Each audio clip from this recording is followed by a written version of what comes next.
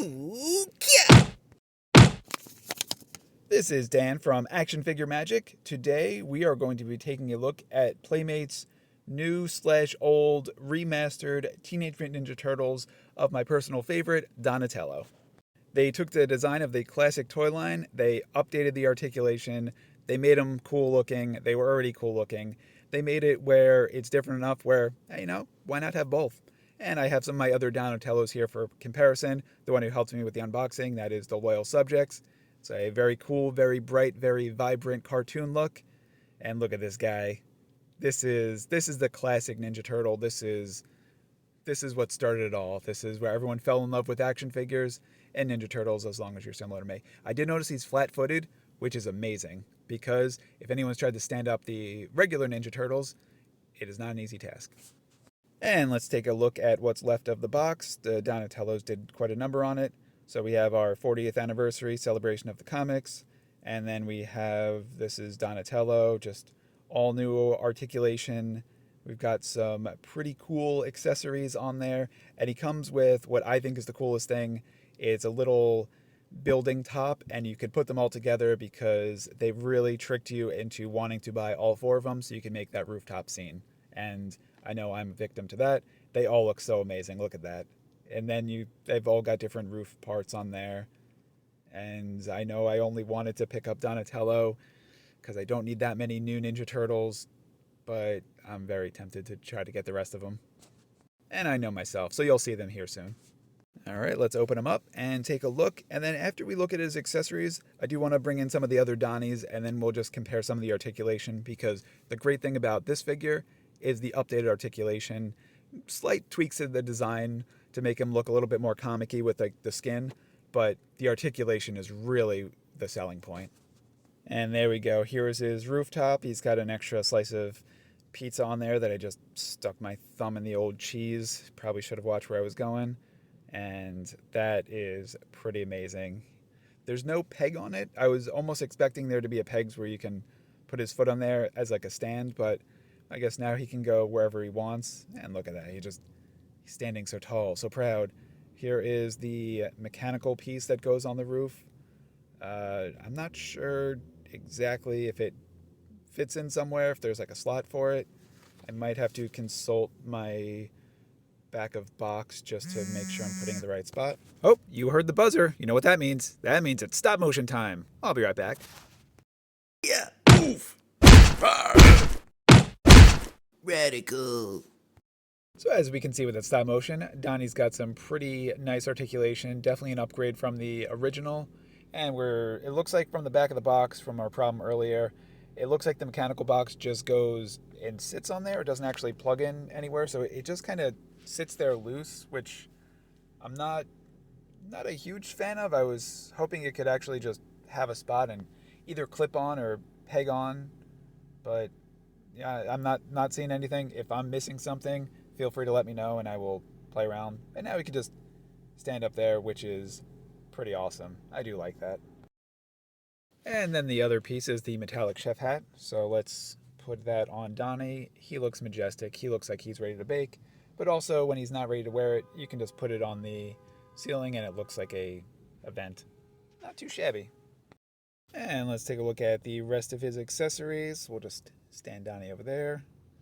And he's got this cool little weapon with this chain and ball, but the chains do not move, which is another interesting design, because as we saw in the back of the box, Michelangelo's nunchucks have chains, so they probably could have done this, but they decided not to. Yeah, I'm not going to take away points because Donnie's got his bow, so any other weapons are really just bonus. So that being said, let's put his bow in his hand so he can look like Donatello and not just a turtle wearing a mask. So there we go, slides right in. It's a nice softer of the plastic, so you don't have to worry about breaking it too much. It's got a spot on his back where it could holster when he's not ready to fight the foot. And there you go. He looks ready for battle. He looks pretty good. Now he's got these. These are very throwback from the original accessories that he came with. They're the blades that I guess he holds in his hands, and he mainly uses them for slicing pizza, so I'm not sure how well they would work in a fight. Yeah, you can see he's holding it. It's facing downward. He can slice up some pizza. and I don't know. I like them. They're more nostalgic. I don't think you'd ever actually pose them with it or use them anywhere because they've got their standard weapons. And the last bit of accessories, very nostalgic as well. It is the throwing stars. So now, in order to relive those memories, take them out and then immediately lose them, either under a couch, in a crack. You might find them later, but then you'll immediately lose them again. It's a fun game.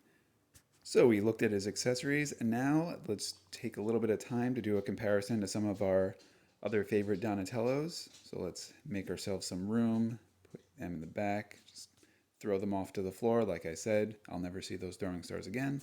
And the first comparison we're going to do, of course, should be against the original Ninja Turtle figure. So let's bring him out. I guess the guest of honor. Actually, the guest of honor would be the unpack guy. This will be the second guest of honor.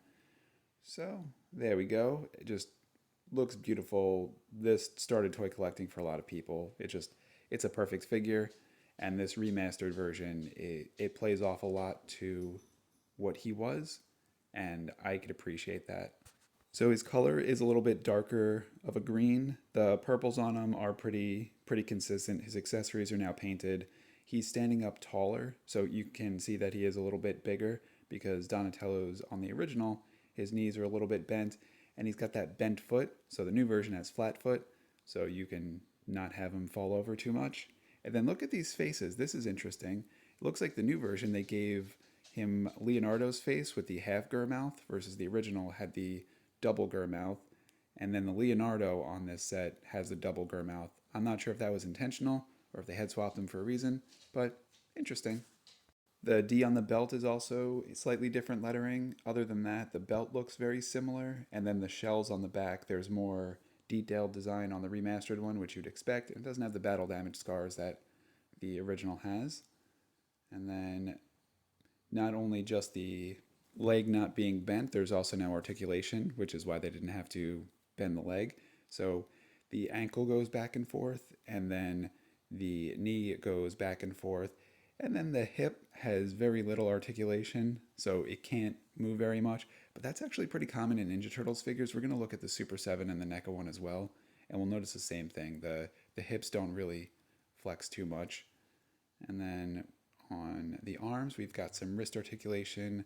We've got his elbow, and then my favorite part is his shoulder has just a full range of motion. So it's awesome. You can do so much with these guys, such as knock over other Donatellos, as is standard. And looking at his articulation on his arms, for those not familiar, he's got the wrist articulation and then like the 5 points of articulation, just shoulder up and down, which is cool, especially with the wrist articulation. You can get him to hold the bow staff like diagonally like this, but now you can't really do too much else with that. However, the new version, we could do some pretty cool things with it. We can make him swing it around, move it around, hit people with it, make shish kebabs, marshmallows for s'mores. The ideas are endless what we can do. So let's put it in both hands and see what kind of really cool movements we can get out of that. So this is holding it like the standard Ninja Turtle that we have over there.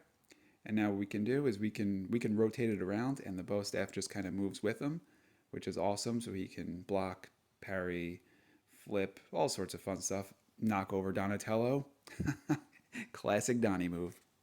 And for me, this is the main reason why these new remastered versions are definitely worth picking up. It's because the articulation is just so cool. The design is so similar that if you're just going to be looking at it for the design, you might not need it versus the original.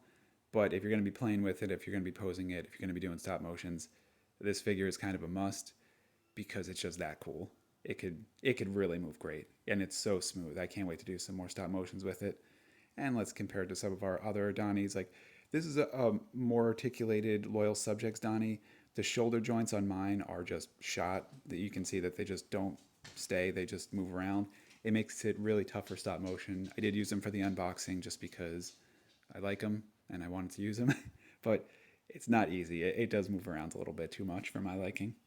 So we can see the articulation on this figure, just elbow joints, double joints in the knees, elbows, really good shoulder articulation, wrist articulation, ankle articulation, the head's articulated. It just got a lot of movement. This new remastered version is a very similar style. It just doesn't have the double articulation on the knees and the elbows, but otherwise it's very comparable. And you saw in the Loyal Subjects one, the hip also had very limited range of motion. Um, so I think that's just standard on Ninja Turtles. I think it's the way the shell is, but you can't really get any high kicks out of them. Now to bring in the NECA movie, Donnie, which is probably one of the greatest Ninja Turtles figures ever made. And you can just look at him. The detail on him is awesome. So we're not going to compare the looks of the comic cartoonish one to the movie one. That's not a fair comparison because everyone's got their different style. What I'm really focusing on is the articulation, which the NECA one is a little bit more advanced from articulation standpoint. Really clean joints. Got the wrist articulation, got the elbow, got the ball in the head so it can move around. Full range of motion of the shoulders, which is just absolutely amazing. Same limitations on the hips where they really don't move very wide at all.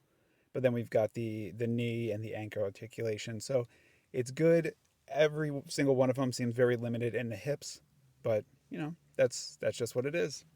So all in all, you really can't go wrong with any Ninja Turtles figures. What I've decided: articulation, non-articulated, statue, super articulated, cartoon, comic, movie. Really, they're all great. So I'd say go out, pick yourself up any sort of Ninja Turtle, Donatello if you prefer. That's what I prefer, and I love this figure. I'm probably gonna get the rest of them, but I love all Ninja Turtles figures, so I'm a very biased reviewer. But I say pick them up anyway. Thanks for watching.